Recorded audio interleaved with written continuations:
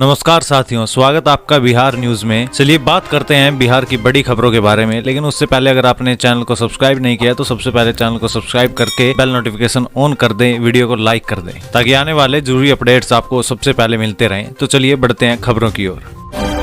बिहार में दिखेगा मिचोंग तूफान असर, बारिश का अलर्ट। पटना, समस्तीपुर, नालंदा और गया में सुबह सुबह दिखा कोहरा। 6 दिसंबर से बढ़ेगी ठंड।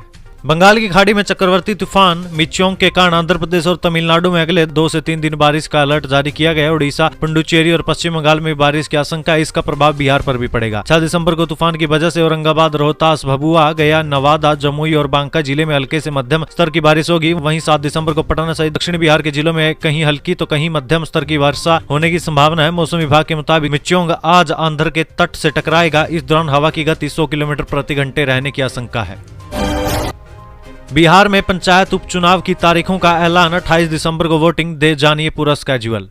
बिहार में पंचायत उपचुनाव को लेकर तारीखों का ऐलान कर दिया गया। राज्य निर्वाचन आयोग की ओर से मिली जानकारी के अनुसार 28 दिसंबर को मतदान होगा। 9 दिसंबर से 15 दिसंबर तक नामांकन दाखिल किए जाएंगे। वहीं 16 दिसंबर को नामांकन पत्रों की जांच होगी। 20 दिसंबर तक नामांकन पत्र वापस लिए जाएंगे। बता दें कि राज्य भर में कुल 1675 पदों के लिए उपचुनाव होगा। बता दें कि पटना जिले में 103 पदों पर उपचुनाव होना है, जिसमें सबसे अधिक पंच के 75 पद हैं। वार्ड सदस्य के 21 और पंचायत समिति सदस्य की 3 सीटें खाली हैं। सरपंच के लिए भी 3 पद खाली हैं। गौरतलब है कि बिहार में 2021 में पंचायत चुनाव हुआ था, लेकिन पंच के कई पद खाली रह गए थे। पंच समेत अन्य रिक्त पदों के लिए 2022 में उपचुनाव कराया गया था। इसके बाद भी पंच के कई पदों पर उम्मीदवार ही नहीं मिले। इसलिए पंचायती राज विभाग ने राज्य निर्वाचन आयोग को रिक्त पदों पर उपचुनाव कराने की अनुशंसा की थी।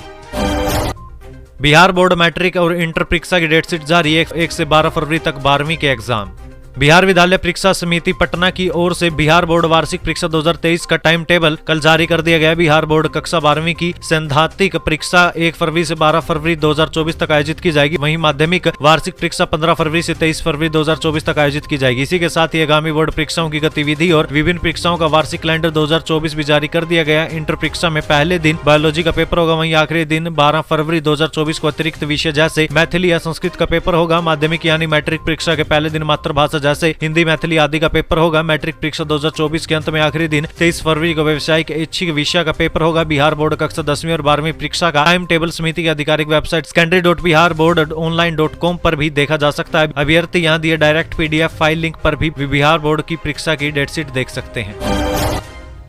बच्ची की जन्म से लेकर ग्रेजुएशन तक की पढ़ाई का खर्च उठाएगी बिहार सरकार। ऐसे उठाए सीएम कन्या उत्थान योजना का लाभ।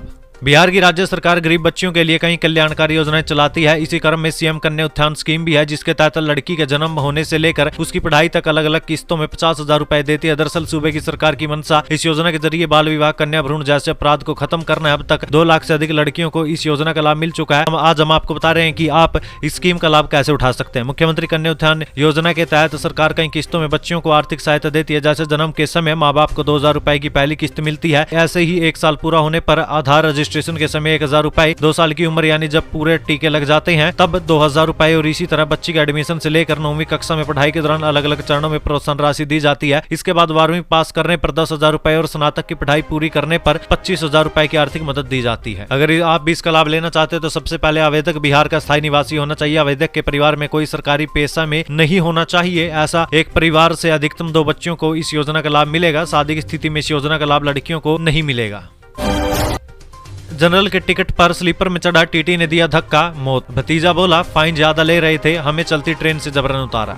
समस्तीपुर में रविवार को जनरल टिकट लेकर स्लीपर में सफर करने एक शख्स को भारी पड़ गया। टिकट चेकिंग के दौरान टीटी ने शख्स को धक्का दे दिया, जिससे वो ट्रेन की चपेट में आ गया। आनंद फनन में उसे अस्पताल पहुंचाया गया, जहां से PMCH रेफर कर दिया गया। PMCH में इलाज के दौरान उसकी मौत हो गई। परिवार का कहना है कि स्लीपर का टिकट नहीं होने के कारण टीटी ने चलती ट्रेन से धक्का दे दिया, जिससे वो ट्रेन की चपेट में आ गया और बुरी तरह से घायल हो गया। घटना समस्तीपुर से बरौनी रेलखंड पर स्थित उजियापुर स्टेशन के पास किया। पूर्वी चंपारण जिले के निवासी नवल किशोर सिंह मिथिला एक्सप्रेस ट्रेन से रक्सौल से हावड़ा जा रहे थे। इस दौरान उनका भतीजा भी साथ था। अमित ने बताया कि वो लोग एर्नाकुलम जाने के लिए रक्सौल से हावड़ा जाने वाली मिथिला एक्सप्रेस ट्रेन से सफर कर रहे थे। हड़बड़ी में जनरल की जगह स्लीपर में चढ़ गए। समस्तीपुर से ट्रेन खुलने के बाद टीटी ने नवल यानी उसके चाचा से टिकट मांगा तो जनरल का टिकट दिखाया। नवल ने टीटी से फाइन लेकर स्लीपर का टिकट बनाने को कहा। अमित ने बताया कि वो फाइन से ज्यादा पैसे मांग रहा था। चाचा इसका विरोध करने लगे। जैसे ही ट्रेन उजियारपुर से खुलने लगी तभी टीटी ने उन्हें ट्रेन से धक्का दे दिया। वो गंभीर रूप से घायल हो गए। उनके बाएं पैर का कुछ हिस्सा कट भी गया। सिर में गंभीर चोट लगी। सोनपुर रेल मंडल सेल के DRM विवेक भूषण ने बताया कि सीसीटीवी फुटेज खंगाले जा रहे हैं। अगर टीटी दोषी पाया गया तो उसके खिलाफ कार्रवाई की जाएगी। मामले की जांच कराई जा रही है।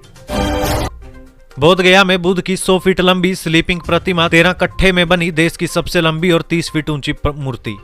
बोधगया में देश की सबसे बड़ी स्लीपिंग बुद्धा की प्रतिमा का उद्घाटन किया गया। 100 फीट लंबी और 30 फीट ऊंची भगवान बुद्ध की मूर्ति शयन मुद्रा में रविवार को इसका अनावरण किया गया था, जिसमें विभिन्न देशों के बौद्ध श्रद्धालु भी शामिल हुए। सबसे पहले बौद्ध मंत्रों का पाठ हुआ, फिर प्रतिमा के ऊपर से विधिवत तरीके से कार्टन रेज किया गया। यही नहीं, बौद्ध अनुयायियों ने विश्व शांति की कामना भी की। शयन मुद्रा में लंबी चौड़ी प्रतिमा की स्थापना बोधगया में अम्बवा गाँव के निकट रिवर साइड रोड के पास किया गया। अब बोधगया आने वाले श्रद्धालु और पर्यटक मठों मंदिरों का दर्शन करने के अलावा शयन मुद्रा में भगवान बुद्ध की प्रतिमा का भी दर्शन करेंगे।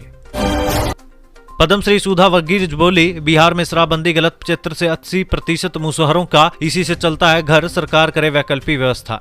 पटना की पद्मश्री सुधा वर्गीज को प्रतिष्ठित जमुना लाल बजाज फाउंडेशन पुरस्कार देने की घोषणा हुई है। ये पुरस्कार उन्हें 8 दिसंबर को मुंबई में सुप्रीम कोर्ट के चीफ जस्टिस के हाथों मिलेगा। बता दें कि सुधा वर्गीज समाज में सबसे निचले पायदान पर गुजर बसर कर रही जाति मुसहरों के लिए लगातार काम कर रही है। इसके लिए उन्हें पद्म पुरस्कार भी मिल चुका है। अब जमुना लाल बजाज पुरस्कार देने की घोषणा हुई है। पुरस्कार बच्चों और महिलाओं के लिए कार्य करने के लिए दिया जा रहा है। उनसे पत्रकार ने एक सवाल भी किया था। जीतन मांझी ने भी मांग की है कि शराबबंदी खत्म हो, बिहार में आपका क्या मानना है? इस पर उन्होंने कहा कि शराब कैसे बंद हो जाएगी? 75 से 80% मुसहरों का मुख्य पेशा यही है। वे शराब बनाते हैं, उसे बेचते हैं और उसी से खाते हैं। शराबबंदी करनी है तो मुसहरों को जमीन दे सरकार, वैकल्पिक व्यवस्था करे। बेटी बचाओ बेटी पढ़ाओ योजना के तहत छात्राओं का भ्रमण, कानून के बारे में किया जागरूक। एसआई बोली, किसी से डरने की जरूरत नहीं। लखीसराय में महिला और बाल विकास निगम के दिशा निर्देश में मिशन शक्ति के बेटी बचाओ बेटी पढ़ाओ योजना के तहत कस्तूरबा गांधी बालिका विद्यालय रजौना के छात्राओं का वन स्टॉप सेंटर सह थाना भ्रमण कार्यक्रम आयोजित किया गया। भ्रमण का मुख्य उद्देश्य छात्राओं को अपने कानूनी संबंधी अधिकारों को जानना है, उसके प्रति संवेदनशील बनाना एवं भयमुक्त माहौल से निकलकर जीना है। महिला थाना की एसआई श्रीमती माला कुमारी ने बताया कि किसी भी लड़की को अब डरने की जरूरत नहीं है। हमारी बेटी जो खुलकर सामान्य थाना में शिकायत दर्ज नहीं करा पाती थी, वो भयमुक्त वातावरण में जी सके, इसके लिए अलग से महिला थाना स्थापित किया गया। किसी भी महिला को यदि कानून की आवश्यकता है तो प्रशासन आपका सहयोग करेगा। उन्होंने एफआईआर का फुल फॉर्म सहित उसका मतलब भी बताया। 3 चरणों में होगी बीपीएससी शिक्षक भर्ती की परीक्षा। 7 दिसंबर से 16 दिसंबर तक ली जाएगी एग्जाम। सुरक्षा को लेकर प्रशासन अलर्ट। बिहार लोक सेवा आयोग के द्वारा आयोजित दूसरे फेज की शिक्षक भर्ती परीक्षा 3 चरणों में आयोजित की जाएगी। ये परीक्षा 8, 9 और 10 दिसंबर को आयोजित होगी। शिक्षक भर्ती परीक्षा के लिए सीवान जिले में कुल 22 केंद्र बनाए गए हैं। राज्य स्तर पर यह परीक्षा 7 दिसंबर से शुरू हो रही है, जो कि 16 दिसंबर तक चलेगी। दूसरे फेज की शिक्षक भर्ती परीक्षा के लिए एडमिट कार्ड डाउनलोड होना शुरू हो गए हैं। अभ्यर्थी बिहार लोक सेवा आयोग की वेबसाइट पर जाकर अपना एडमिट कार्ड डाउनलोड कर सकते हैं। परीक्षा को लेकर एक केंद्र के केंद्र अधीक्षक ने बताया कि परीक्षा कदाचार मुक्त संपन्न हो, इसके लिए जिला प्रशासन की तरफ से मिले निर्देश के अनुसार तैयारी शुरू कर दी गई है। 2022 में बिहार में कितनी हत्या के मामले हुए दर्ज? एनसीआरबी के आंकड़ों ने चुकाया। भारत में 2022 में हत्या के मामलों में कुल 28,522 प्राथमिकी दर्ज की गई, यानी रोजाना 78 मामले या प्रति घंटे 3 से अधिक मामले दर्ज किए गए। राष्ट्रीय अपराध रिकॉर्ड ब्यूरो यानी कि एनसीआरबी के आंकड़ों में ये जानकारी दी गई है। आंकड़ों के अनुसार 2022 में हत्या के मामलों में सबसे अधिक प्राथमिकी उत्तर प्रदेश में दर्ज की गई। उत्तर प्रदेश में इन मामलों में 3,491 प्राथमिकी दर्ज की गई। इसके बाद बिहार 2,930 में प्राथमिकी दर्ज की गई। एनसीआरबी ने बताया कि 2021 में 29,272 और 2020 में 29,193 मामले दर्ज किए गए थे।